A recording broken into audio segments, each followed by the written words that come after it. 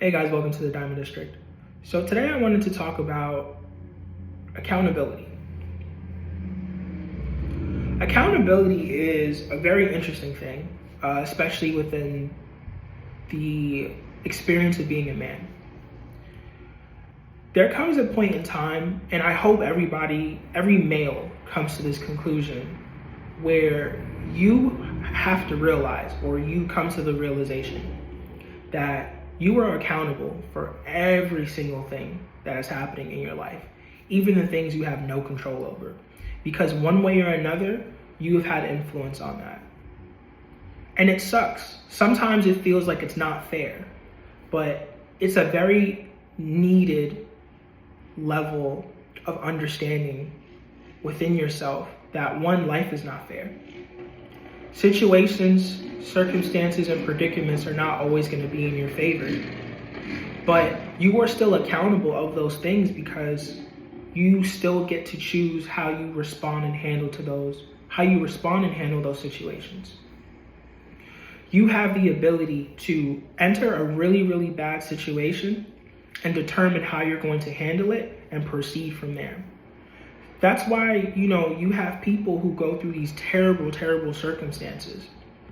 And somehow this terrible circumstance allows them to become this great being within the planet Earth, like this memorable, unstoppable behemoth walking around just accomplishing shit, just doing shit. And people are just asking them, like, how did you do it?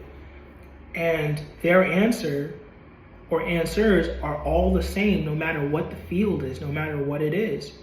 All of these answers are the same. And it's crazy how we constantly seek a different type of answer.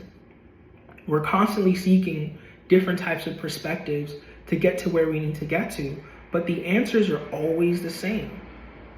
The responses are always the same. The journeys, sometimes just for the most part, are so similar. Even in the sense they're polar opposite, where it took one person 30 years to get to a point and another person it took them a year. They might be polar opposites, but the processes were really the same. They focused up, they grinded. They were simply focused on a singular target and didn't stop. They made adjustments. They read the room. They adapted. They were accountable with their own actions. They marketed themselves properly. They were confident. All of these single things, they just consistently align time and time again. And if you study success or successful people long enough, you start to see all these things consistently. Now, here's the very interesting part, or the most interesting part, is that no matter how many similarities you find, people still do not understand how to be successful. And then after a while, I started to realize it's not an understanding problem. It's an effort problem. It's a accountability problem.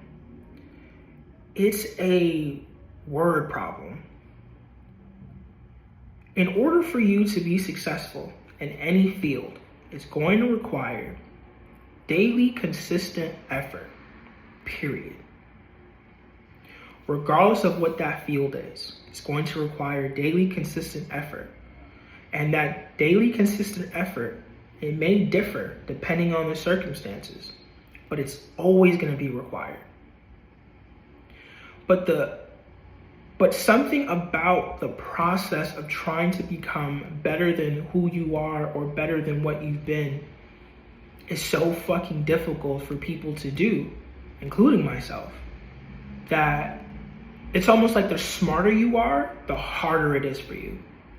Because your mind will constantly come up with really, really reasonable reasons why you shouldn't be doing what you're doing, or why you can kind of skip a day, why you can just literally not do what you need to do.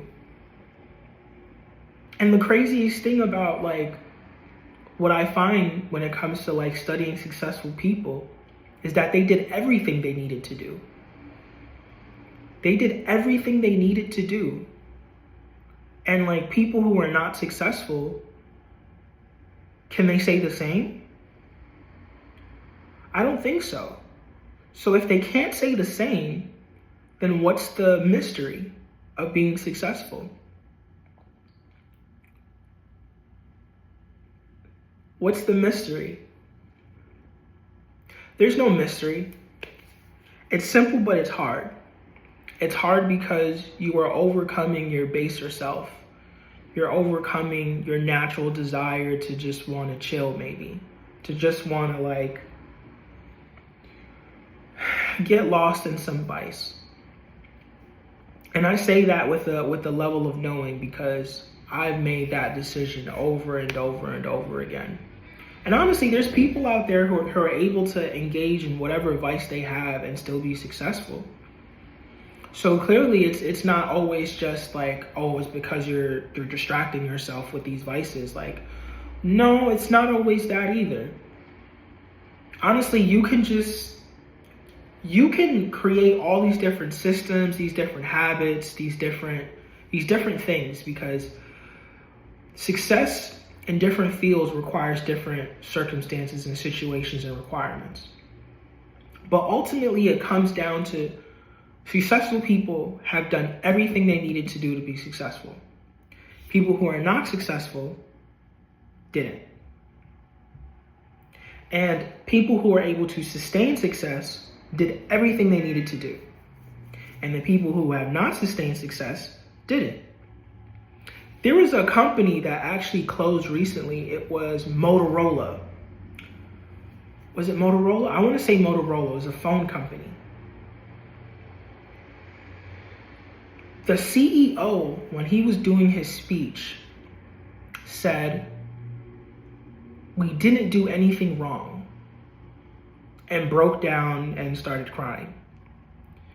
Because I don't know if you're old enough to remember, Motorola phones, like the Motorola Razr and all these different variations, like before iPhones came out, it was really the wild, wild west for phones. And there were so many different types of variations, so many different types of formulas and methods and all of these different things.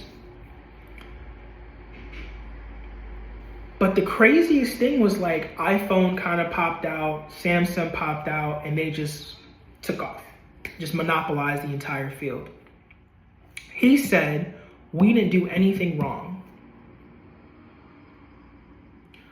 But Motorola didn't do everything they needed to do to stay successful. Everything around them changed, but they didn't.